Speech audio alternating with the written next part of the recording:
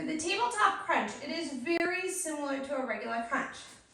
The main difference is your legs are staying still. You're gonna come and bring your legs up in a 90-degree angle from the hips, 90-degree angle out from the knees. Your legs are gonna look like a tabletop and they are going to stay still.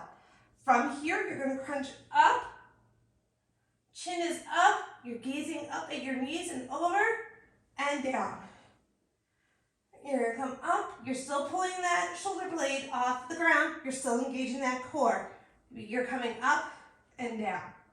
Make sure you're still keeping the proper form. This time you're just keeping your legs still and you're keeping them nice and flat.